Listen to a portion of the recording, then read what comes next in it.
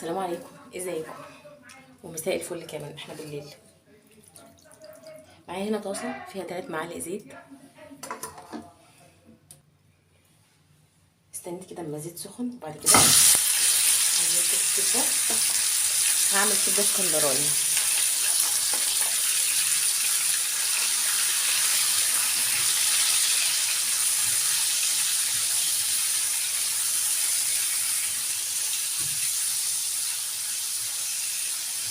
الكبده الاسكندراني معروفه يا جماعه، طبعا انتوا عارفين ان هي ما بتاخدش وقت كتير على النار. بدون بس كده هتغير لون.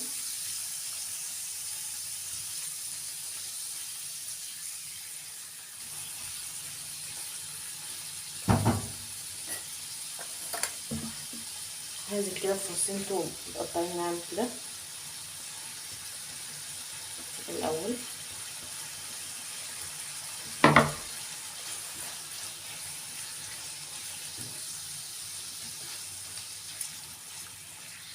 اديهم بس تقريبا مع بعض شويه. اديها معلقه ملح كده صغيره.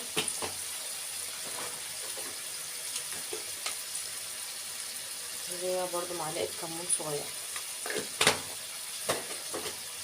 هي دي البهارات بتاعتها. وبرضو هقلب كده.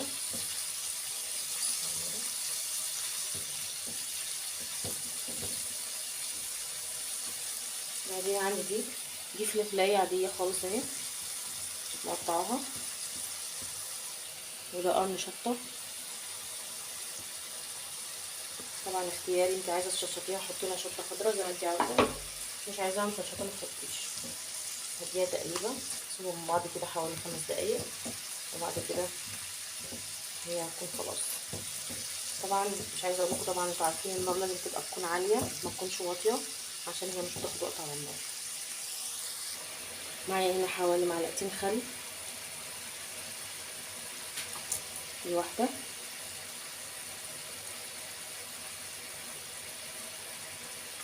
ودي التانية. بس كده. ما ننساش طبعا عصرة الليمونة اهي. وبكده تكون الكبده خلصت معايا اهي، ما خدتش وقت على النار خالص وبقت تمام. وهنا بقى هحمر شويه بطاطس كمان كده جنبها، علشان هناكل الكبده دي برز، مش هعملها بعيش. وبكده اكون خلصت. اكل سريع جدا ما بتاخدش وقت. ما تفكروش ان الكبده الاسكندراني بتتاكل بالعيش وبس، لا احنا كمان بناكلها بالرز وبتبقى طعمها حلو قوي. وهدوق قدامكم اهو، بسم الله. هي اكله ناشفه حلوه قوي، بسم الله.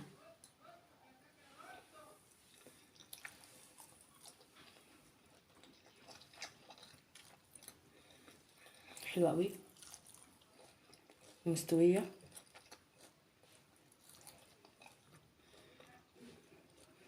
تاكلي معاها كمان سلطه اللي انت عايزاه يعني، بس السلطه معاها بتبقى حلوه قوي، لان طبعا هي مفيش فيها صوص كتير وكده.